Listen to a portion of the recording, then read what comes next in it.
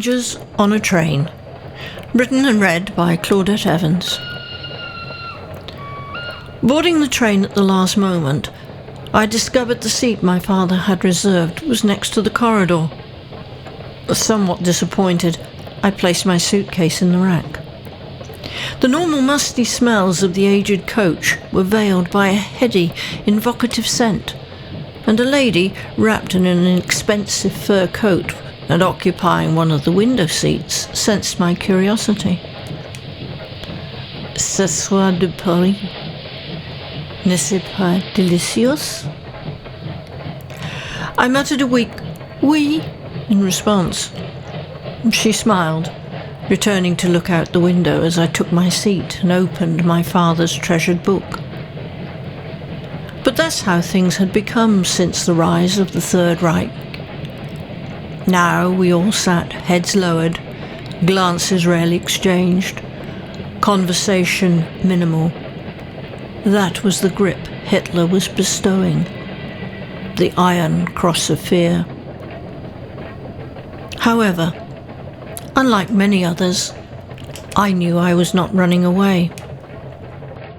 Leaving Lubyanka on that day in February 1939, the rhythmic clickety-clack of the train's wheels enabled me to recall happier days, when the carriages were filled with chatter, gaiety, and children's laughter. Twilight descended as we passed through Tivoli Park, and closing my eyes, I relived the walks I'd enjoyed playing hide-and-seek with Mother amongst its chestnut tree-lined paths. So deep in my recollection of those joyous years, I hadn't noticed the train's brief stop at the park's railway station, and was swiftly stirred from my memories by the sudden opening of the compartment's door. A bespectacled young man entered and sat down beside me, a little too close for comfort, forcing me to tuck myself deep into the corner, burying my head in Bradshaw's Continental Guide. The train rattled on through the marshland south of the capital and between the group of the hills of Notre-Dame, now swathed in snow, and onward through the pine-clustered village of Borovidnike, before looping deep to the south. I felt as though I knew every twist and turn of the track, having often accompanied my father on his trips to our consulate in Venice. Here, as the train circled north towards the heavily forested village of Verd, in springtime he would gaily sing, "It's raining, grass is growing, and the forest is turning green." Onward we continued, west to Logotech, none of us suspecting the notoriety the village would attract upon the discovery of 3 mass graves, concealed for more than 40 years under the communist regime, following the end of the fast-approaching war. The carriage lights flickered into life, elevating the gloom as we steamed through Rakek, heading towards our next stop, Puszczania. Having now grown weary of attempting to understand the importance of the Victorian tourist guide my father had entrusted me with, I wished he had reserved the seat opposite the peroxide blonde, since I needed to remain alert, but changed my mind as she lit up another Sobrani cigarette. "Excuse me, is that seat available?" The speaker, standing in the now open door, was a tall, dark, handsome man in his early 20s, and the young lady opposite and I tucked our legs in readiness, as he glanced around the carriage for an encouraging reaction. The perfumed lady lifted her head and answered in perfect English, but with that delightful French inflection. "As far as I am concerned, yes," indicating the vacant window seat opposite. "How did you know?"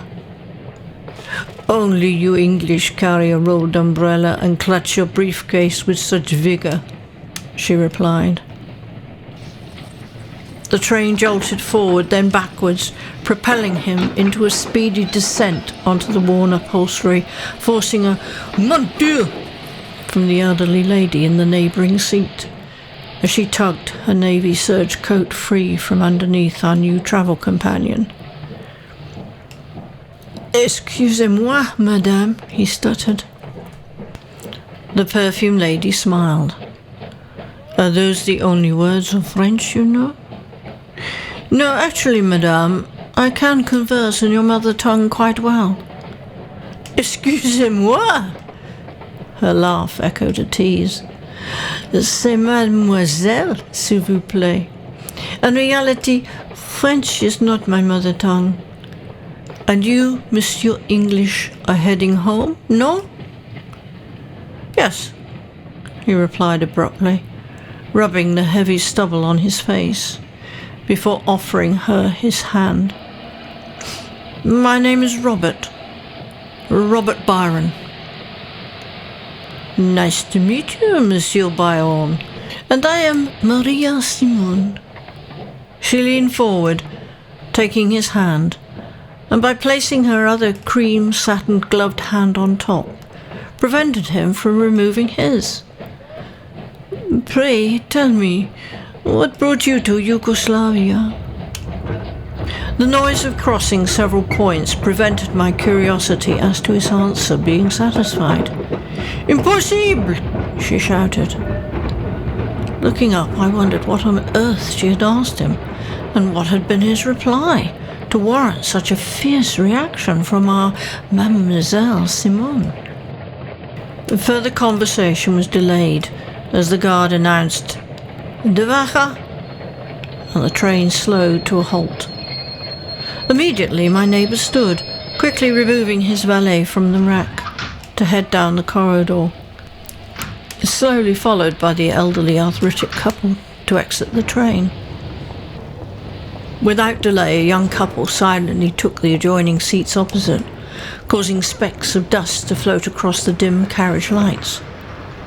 Moments later the whistle blew, and with 3 loud chugs and much grinding of metal on metal, we gradually pulled away from the station. Mademoiselle Simone smiled and stretched her long, slender black-stockinged legs. "Forgive me, I should know how to keep my own continence." After a moment's pause, he replied, "Actually, it's a late business deal." "Successful, I hope?" The short conversation that followed seemed awkward, until, slowing abruptly, we were for a brief moment plunged into total darkness. The compartment's lights flickered on and off, creating the effect of a slow-motion film through what looked to be a heated, though whispered, conversation between the two. Upon exiting the surreal gloom, Mademoiselle Simone stood up. "Ah, we are nearing Bouville, so I must say bon voyage, Mr. Byron, and à la prochaine." Until the next time struck me as a bizarre thing to say to someone you've just met on a train. Why the sudden exit? My heart raced, knowing we were now so close to the border with Italy. "Should you not wait until we reach Szanka?" he said. "No, monsieur. I have arranged to meet my friends here." She replied curtly, and was just about to remove her suitcase from the rack when the words, "Have your papers ready for inspection?" rang out along the corridor in Slovenian, German, and Italian, and the train started moving once again.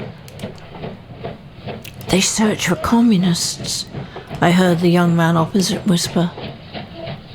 And Mademoiselle Simone hastily returned to her seat as a baby-faced German officer stood in the doorway.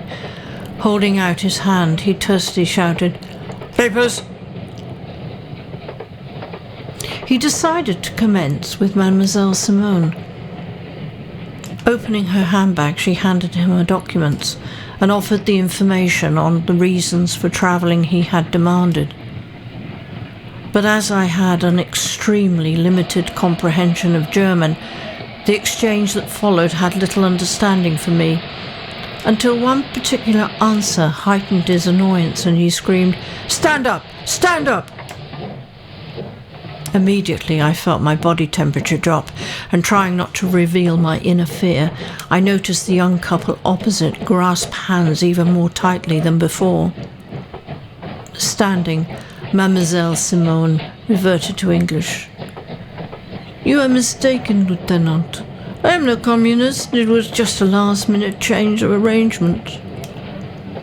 "You shall come with me, now," he commanded, roughly grabbing hold of her arm. "Surely the lady may collect her suitcase," intervened the Englishman. "Be quick," the German demanded, releasing his grip. "Thank you." She smiled and turned, reaching up to the overhead rack, took hold of the handles of her suitcase, and swinging it down, hit the German with its full force, lifting him from his feet to fall onto the lap of Robert Byron. Panic gushed over me as he restrained the dazed lieutenant and, nodding to Mademoiselle Simone, shouted, "Go, go now!" No one spoke as we watched her take the case and exit the compartment, while the German slipped lifeless to the floor, blood seeping through his uniform from the knife wound in his left side, just underneath where his heart once beat. As the train neared Cesania, the Englishman rotated the dead German around, propping him up in the window seat, positioned so the spreading blood was hidden from view. Placing his index finger to his lips, he utters a silent shh, intimating for us to leave the compartment. But I and my 3 fellow travellers remained seated, frozen in fear. Eventually the young girl spoke. "You'll get us all killed." "If you want to live, then I suggest you move. Now," he retorted. He ushered us down the corridor away from the direction of the approaching soldiers, and upon reaching the carriage door, pushed us out one by one. As he jumped clear, there was an almighty explosion which rocked the carriage, lifting it from the ground, forcing it to lurch sideways before finally depositing it alongside the tracks in a flurry of snow. Helping me to my feet, he grasped my arm and ushered me away from the now chaotic platform and away from the station, distancing us from the cacophony of screams and shouting into a waiting Opel P4, the driver being none other than our earlier bespectacled fellow traveller, accompanied by Mademoiselle Simone. "Let's go!" shouted my excited companion. "Lady Cynthia here has a date with destiny." "Father said he'd meet me in Trieste," I said. "It is too dangerous. Mussolini has allied himself with Hitler," he replied, handing me Father's letter of introduction. "So he sent us instead." "I thought you were communists," I said. "The Sobrani cigarettes?" Mademoiselle Simone laughed rather flippantly. "Is Father safe?" I asked. "Yes, and God willing you'll be reunited in Switzerland within the week." Mercifully, Mr. Byron sounded confident. "Why such desperate measures for a travelogue?" I asked. "Page numbers, names, and places. How should I know? I believe your father holds the key. And let's say we're just strangers you met on a train." He smiled. "And now we've an even longer journey ahead of us."